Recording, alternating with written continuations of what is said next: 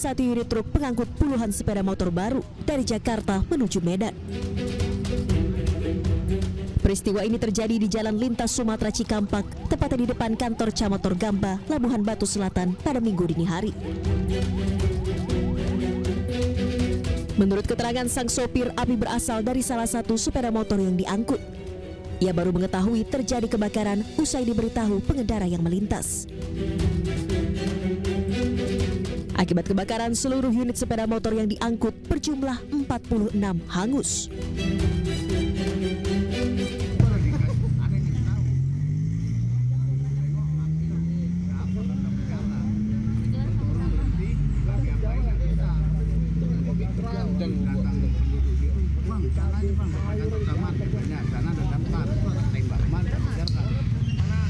Kebakaran ini satu unit truk membawa 46 unit sepeda motor roda 2 yang masih baru. Awalnya berangkat dari Jakarta mau dibawa ke Medan. Ya, kami masih dalam penyelidikan apa penyebab terjadinya kebakaran tersebut. Akibat kejadian ini, kerugian ditaksir mencapai 2 miliar rupiah. Sementara penyebab kebakaran masih dalam penyelidikan pihak kepolisian. Dari Labuhan Batu Selatan, Sumatera Utara, Randi Kurniawan, iNews melaporkan.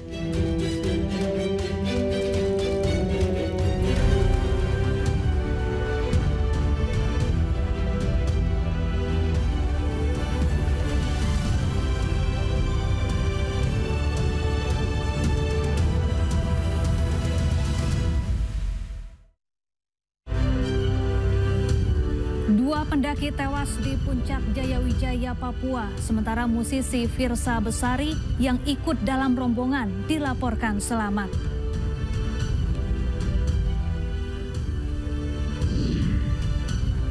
Hari pertama Ramadan, warga Palestina di Gaza buka puasa bersama di antara reruntuhan akibat perang.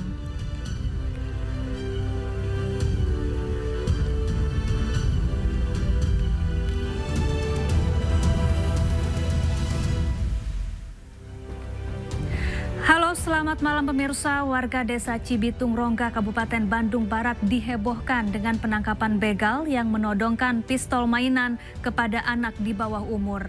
Warga langsung mengamankan pelaku ke Balai Desa.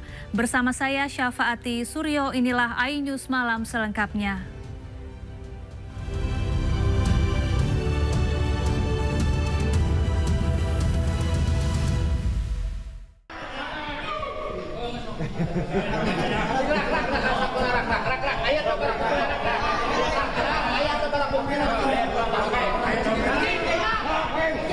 Inilah detik-detik saat terduga pelaku begal diamankan oleh warga dan langsung dibawa ke Balai RW di Desa Cibitung Rongga, Kabupaten Bandung Barat, Jawa Barat. Dalam video amatir, puluhan warga berkerumun sembari menginterogasi pelaku. Bahkan pelaku sempat diamuk warga. Polisi yang tiba di lokasi langsung mengevakuasi pelaku. Menurut polisi, pelaku yang membawa senjata api mainan menodong dua korban yang masih di bawah umur saat korban sedang COD barang di pinggir jalan. Pelaku pun lalu merampas dua ponsel milik korban. Korban lalu berteriak dan meminta pertolongan warga hingga akhirnya pelaku berhasil ditangkap. Setelah dia korban menyerahkan HP-nya, kemudian pelaku berusaha melarikan diri, namun korban berteriak sehingga memancing dari warga sekitar. Pelaku sempat diamankan oleh warga, kemudian dibawa ke kantor desa Bojong dan kemudian diserahkan ke kantor polisi. Sampai saat ini. Kini pelaku DA berusia 28 tahun telah diamankan Polres Cimahi untuk penyidikan lebih lanjut. Dari Bandung Barat, Yono Wahyu, iNews melaporkan. Polisi menangkap dua perampok bersenjata tajam yang viral di media sosial lantaran merampok sebuah toko jamu di Kebonjeruk, Jakarta Barat. Modusnya, para pelaku berpura-pura menjadi pembeli dan langsung menodong pemilik toko jamu, kemudian membawa kabur dompet korban.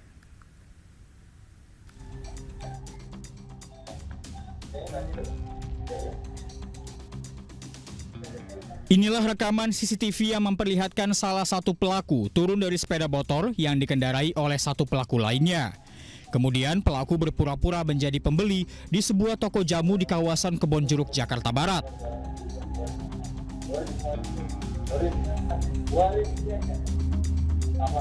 Merasa aman, pelaku pun langsung menodongkan sebilah celurit yang disembunyikan di balik pakaiannya. Kemudian pelaku meminta korban untuk menyerahkan beberapa barang berharganya. Korban pun memberikan perlawanan dan berhasil merebut celurit yang dipegang pelaku. Pelaku pun langsung kabur dengan berhasil membawa dompet milik korban.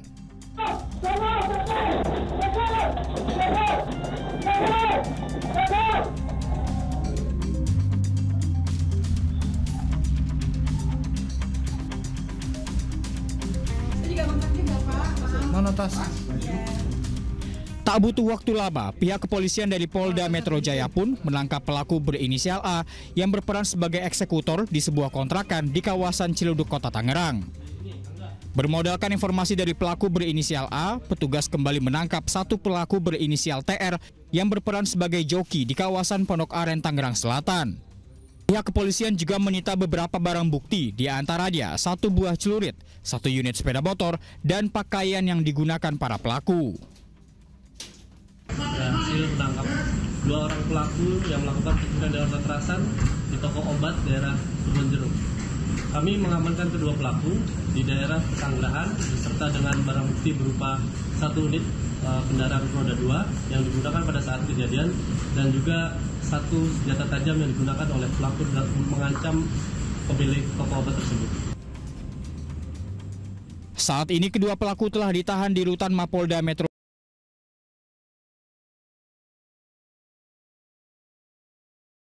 Dari Jakarta Barat, Den Helmi Sajangbati, iNews melaporkan. Pemirsa, tingginya intensitas hujan di Kabupaten Sijunjung, Sumatera Barat mengakibatkan banjir setinggi hingga 2 meter. Banjir juga memutus 1 buah jembatan dan menyebabkan pohon tumbang.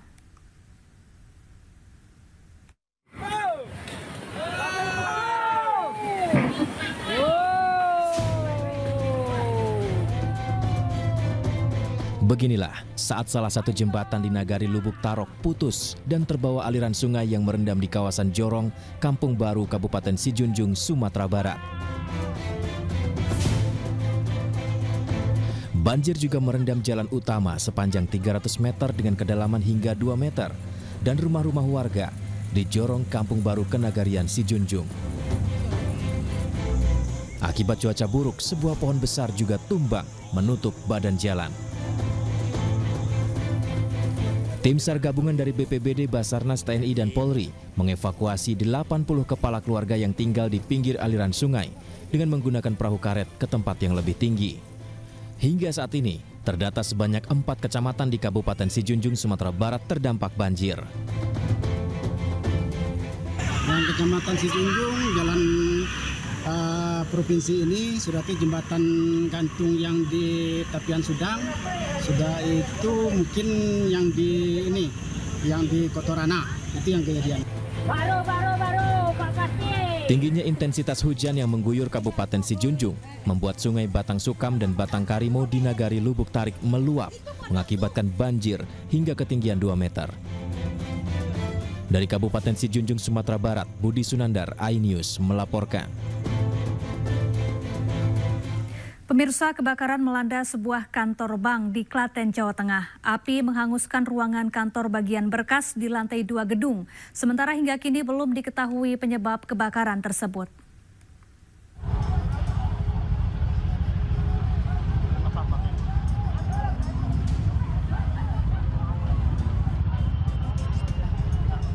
Kebakaran melanda sebuah kantor bank di Klaten, Jawa Tengah. Api menghanguskan ruangan kantor bagian berkas di lantai 2 bangunan milik pemerintah Jawa Tengah itu. Petugas kepolisian dibantu TNI langsung memasang garis polis lain di lokasi. Sementara para karyawan bank dibantu relawan berusaha memindahkan sejumlah perlengkapan kantor ke tempat yang lebih aman. Belum diketahui pasti penyebab kebakaran, namun diduga akibat korsleting listrik. Diperkirakan di lantai 2, lantai 2 ruang arsip diperkirakan baru diperkirakan, tapi nanti masih dalam penyelidikan dari itu. Dugaan penyebab Pak? Belum masih dalam penyelidikan.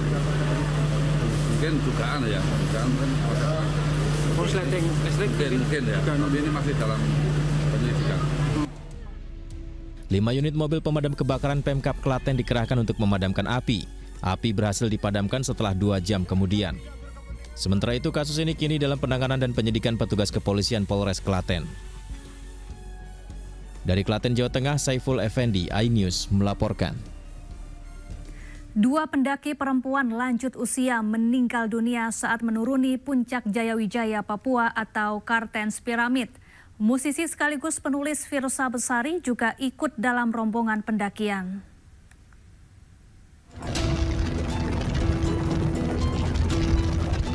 Petugas mengevakuasi jenazah 2 pendaki perempuan yang meninggal dunia saat menuruni puncak Jaya Papua atau Piramida Kartens.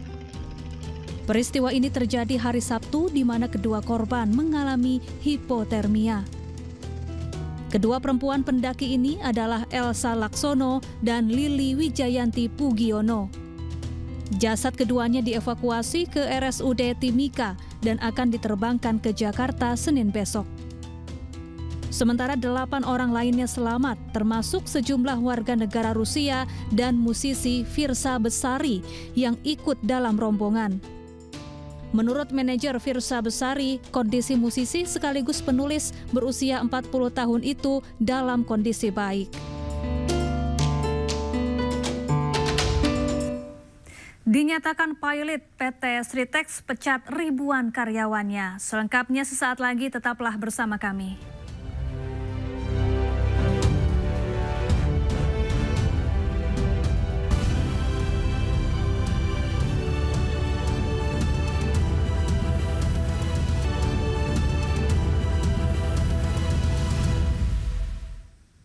Pemirsa, suasana haru mewarnai perpisahan karyawan PT Sritex. Ribuan karyawan dipecat persis di awal Ramadan karena PT Sritex dinyatakan pilot atau bangkrut.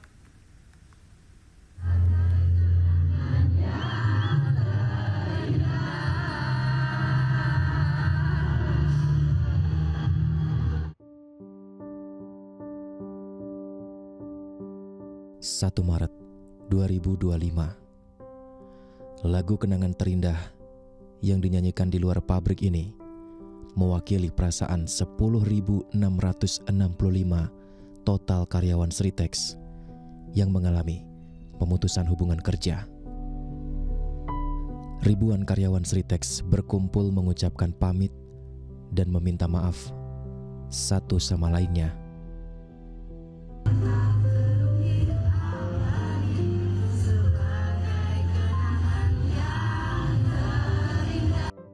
Sudah terlalu lama ribuan karyawan Sritex bekerja di sini, menjadi satu keluarga, menggantungkan penghasilan di sini untuk mencukupi kebutuhan keluarga di rumah. Di hari terakhir ini, karyawan Sritex tetap bekerja seperti biasa. Namun yang berbeda, ada tangisan, haru, pelukan, dan kesedihan yang mendalam. Selesai bekerja, hari ini selesai pula Sritex berdiri. Direktur Utama Sritex Iwan Lukminto berkumpul bersama ribuan karyawan dan mengucapkan undur diri. Ya, setelah dinyatakan pilot, PT Sritex memecat ribuan karyawannya. Meski demikian, para karyawan yang terkena PHK mendapat pesangon dan tunjangan hari raya.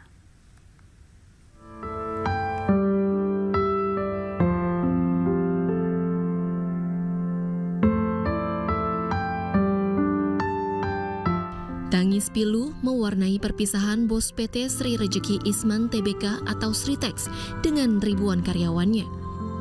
Direktur Utama Sritex Iwan Kurniawan Lukminto tidak kuasa menahan tangis saat berpamitan dengan karyawannya. Ribuan karyawan yang hadir di momen perpisahan ini tidak kuasa menahan kesedihannya. Pada 1 Maret ini, PT Sritex resmi menutup permanen perusahaan akibat kondisi pilot. Kondisi tersebut juga membuat Sritex melakukan PHK massal, yakni sebanyak 10.669 karyawannya.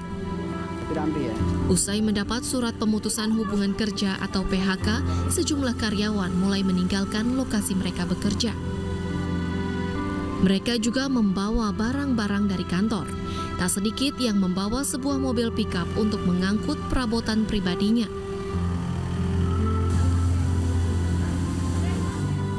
Menurut para karyawan, mereka mendapat uang pesangon dan tunjangan Hari Raya Lebaran.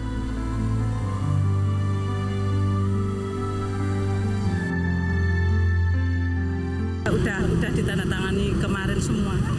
Apa nih Bu? Surat PHK itu. Kemarin? Iya. Berapa ini Bu? Informasinya berapa pekerja yang mendapat surat? Nggak tahu ya, ya seluruh Sritex Group. Seluruh karyawan Sritex Group. Itu dari perusahaan atau dari kurator? Katanya kayaknya dari kurator. Dari kurator? Iya. Dapat pesangon, terus dapat THR. Terkait PHK besar-besaran Sritex ini, Menteri Airlangga Hartarto tak berkomentar banyak. Ia mengaku akan berkomunikasi dengan tim kurator tentang kepailitan Sritex. Ya nanti ditanya pada tim kurator. Tim kurator nanti dicek Pak Menaker.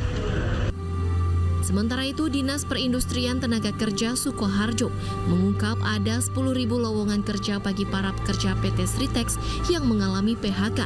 Para mantan pekerja Sritex itu pun disebut akan mendapat keistimewaan. Tanggal 1 Maret ini PT Sritex sudah dinyatakan tutup permanen, sehingga kami berusaha untuk segera menjembatani terkait dengan hak-hak dari para pekerja, terutama untuk pencairan JHT. Sebagaimana diketahui, MA telah menolak kasasi yang diajukan Sritex terkait status pilot yang sebelumnya diputuskan oleh Pengadilan Negeri Semarang. Tim Liputan iNews melaporkan. Pemirsa, Ben Sukatani menolak tawaran Kapolri untuk menjadi duta polisi. Kedua personel membeberkan dugaan intimidasi yang dilakukan polisi terhadap mereka sejak Juli 2024.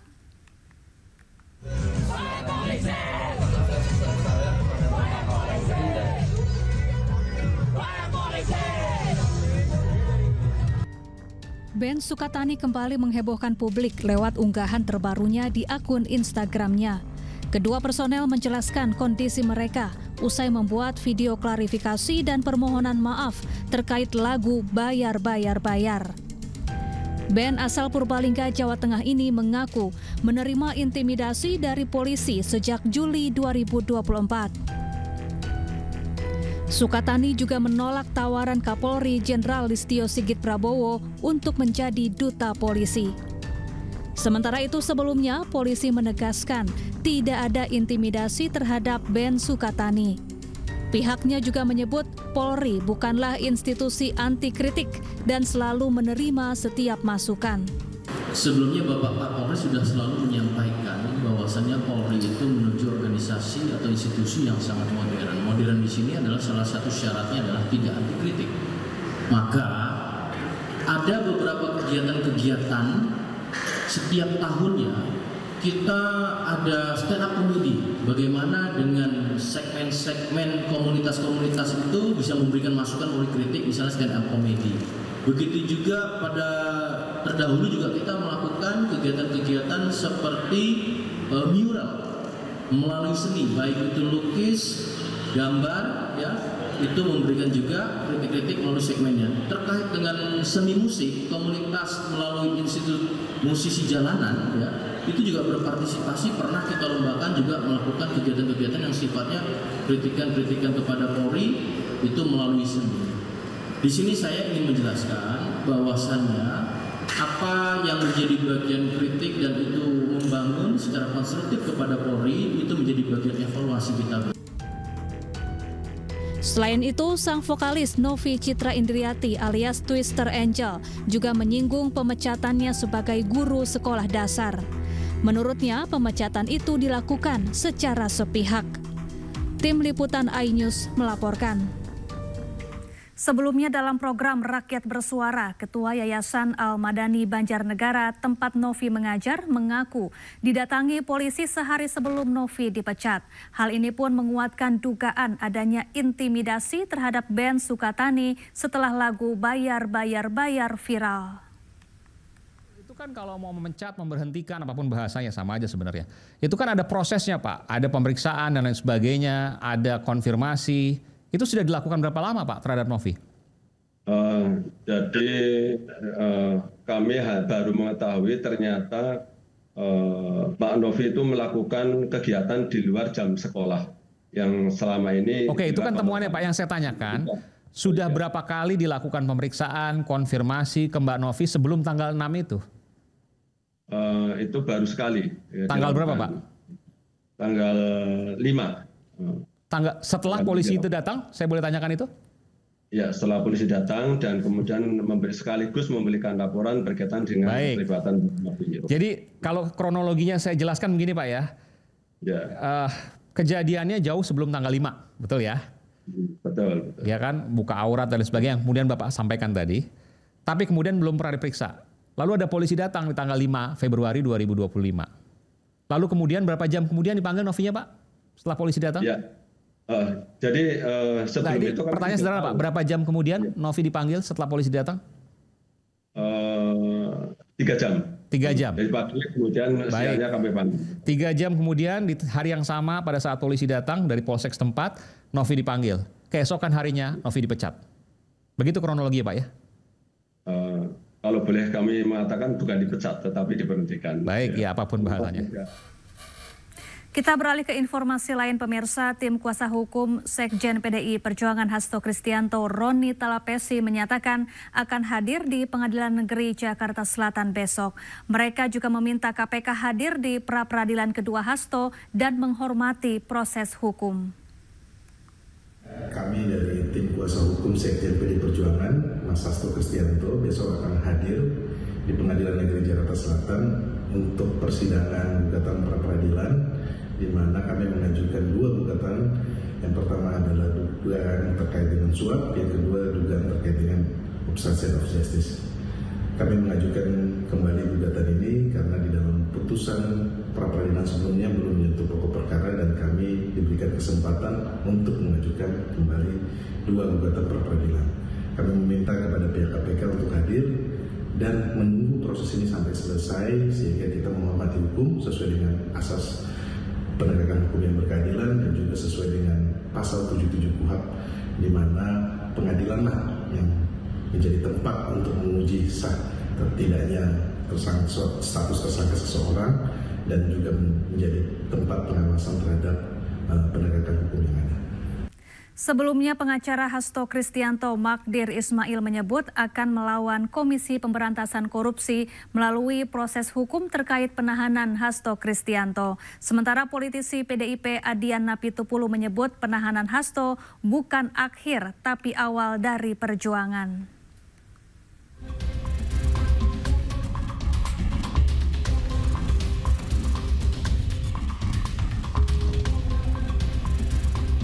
Sekretaris Jenderal PDIP Hasto Kristianto ditahan KPK sebagai tersangka kasus dugaan suap dan perintangan penyidikan perkara buron Harun Masiku, Kamis malam. Hasto ditahan setelah menjalani pemeriksaan kedua sebagai tersangka. Dalam kesempatan itu, Hasto menyampaikan dirinya menerima konsekuensi penahanannya dengan kepala tegak. Ia juga menyampaikan penahanannya ini bisa menjadi momentum KPK dalam menegakkan hukum tanpa terkecuali.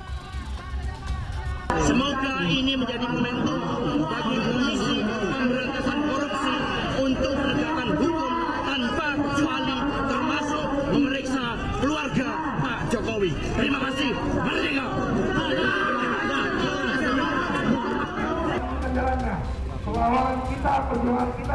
Sementara itu, masa pendukung Sekjen PDI Perjuangan Hasto Kristianto mendatangi gedung Komisi Pemberantasan Korupsi pada Kamis malam. Mereka mengawal Hasto sejak diperiksa hingga ditetapkan sebagai tersangka. Masa pendukung Hasto ini membakar ban dan menyerukan sejumlah tuntutan. Dalam aksi ini, politisi PDI Perjuangan Adian Napitupulu dan pengacara Hasto, Magdir Ismail, berorasi di mobil komando. Dalam orasinya, Magdir Ismail menyebut pihaknya akan melawan melalui proses hukum terkait penetapan tersangka Hasto. Ini bukan akhir. Ini adalah awal kita melakukan perlawanan.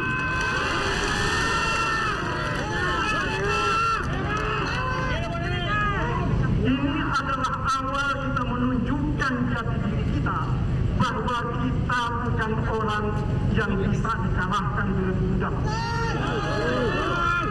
Jadi saudara-saudara, apa yang hendak saya sampaikan adalah bahwa perlawanan secara hukum tetap akan kita lakukan. Meskipun tentu saja ya, kami berharap saudara-saudara tidak melakukan tindakan-tindakan yang akan dianggap sebagai bentuk peronggongan terhadap negara. Ya, ini yang harus kita hindari. Ya, lawan kita ini bukan negara, tetapi orang yang pernah berkuasa ya, dan dipecat oleh Mas Hasto bersama partai, bersama pimpinan partai. Itu lawan kita. Terhadap KPK, mari kita berikan kesempatan kepada mereka untuk melaksanakan tugasnya secara baik dan benar. Karena bagaimanapun juga, ya, yang kita perlukan adalah kepastian hukum. Sementara itu, politisi PDIP Adian Apitupulu masih menunggu arahan dari Ketua Umum PDIP terkait langkah yang akan dilanjutkan setelah Hasto ditahan. Menurut Adian, penahanan Hasto bukan akhir, tapi awal dari perjuangan. Sampai hari ini, kita akan menunggu instruksi dari Ketua Umum kita, apa yang akan dilakukan. Tapi percayalah bahwa apa yang disampaikan Pak Magdir, ini bukan akhir, ini awal. Banyak orang malam ini mungkin tertawa terbahak-bahak, tapi pemenang sejati akan tertawa di akhir nanti. Sementara itu, usai diumumkan sebagai tersangka, KPK telah menahan Hasto Kristianto. Hasto ditahan selama 20 hari untuk kepentingan penyidikan. Dari Jakarta, Tim Liputan iNews melaporkan. Pemirsa, Partai Perindo resmi menunjuk Wakil Bupati Indragiri Hulu Hendrizal menjadi Ketua Dewan Pimpinan Wilayah Partai Perindo Provinsi Riau. Setelah dilantik, kepengurusan baru diminta untuk segera tancap gas mensosialisasikan program-program kerja Partai Perindo untuk Indonesia sejahtera.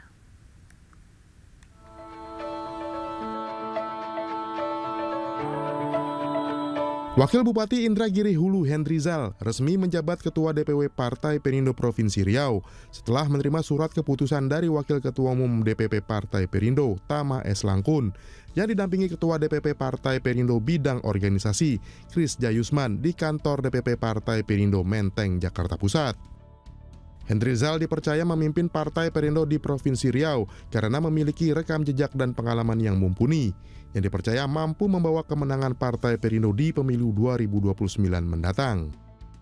Dengan berdasarkan hasil evaluasi dan juga melihat rekam jejak dan pengalaman Pak Hendrizal di Provinsi Riau, tentunya kami berharap Provinsi Riau akan menjadi salah satu provinsi yang menyumbang kursi di DPR RI di 2029 nanti. Program unggulan kami kemarin pada waktu visi dan misi adalah yang pertama tetap kepada kesehatan, pendidikan, kemudian juga perbaikan jalan yang pada umumnya jalan di kabupaten kami itu di Indragiri Hulu itu udah 50% itu sudah rusak. Melalui kader-kader terbaiknya partai yang dipimpin Ketua Umum Angela Tanusudibio ini juga berkomitmen akan terus hadir memberikan kontribusi nyata bagi kesejahteraan masyarakat Indonesia. Dari Jakarta, Stephen Patinama, iNews melaporkan. Pada hari pertama Ramadan, warga Palestina gelar buka puasa bersama. Selengkapnya sesaat lagi, tetaplah di iNews Malam.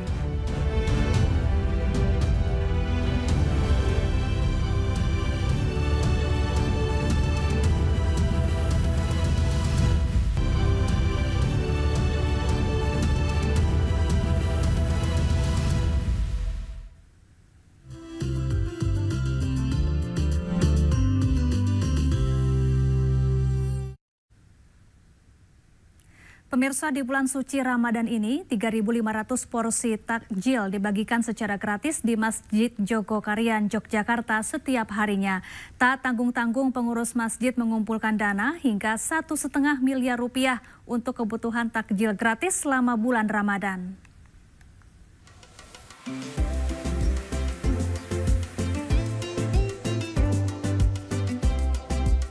Ribuan porsi nasi untuk santapan berbuka puasa disediakan Masjid Jogokarian Mantri Jeron, Yogyakarta secara gratis untuk jemaah masjid berbuka puasa. Menu makanan berbuka puasa yang disediakan terdiri dari seporsi nasi beserta lauk pauk lengkap seperti opor ayam, telur, kerupuk, dan buah kurma. Makanan yang disajikan dimasak langsung oleh jemaah wanita Masjid Jogokarian dengan menu yang bervariasi setiap harinya. Ribuan porsi makanan gratis ini kemudian dibagikan kepada jemaah masjid mendekati waktu berbuka puasa di halaman Masjid Jogokarian. Ya, suasananya ramai, terus sini kebersamaannya kayaknya terjalin banget gitu Mas. Acara bubernya itu lebih terasa gitu ya? Iya, lebih terasa gitu. Tak tanggung-tanggung, pengurus Masjid Jogokarian telah mengumpulkan dana hingga 1,5 miliar rupiah untuk kebutuhan takjil gratis selama bulan Ramadan. Kita sediakan minimal 3.500 pengunjung, tetapi untuk relawan sendiri kita juga menyediakan sekitar 500 porsi. Masih mencadangkan roti maupun kurma karena tahun yang lalu sudah tembus 5.000 orang yang datang. Bagi warga Yogyakarta yang ingin menikmati makanan berbuka puasa gratis dari Masjid Jogokarian, disarankan untuk datang lebih awal sebelum waktu berbuka puasa karena antrian yang cukup panjang. Dari Yogyakarta, Galih Wisma, iNews melaporkan.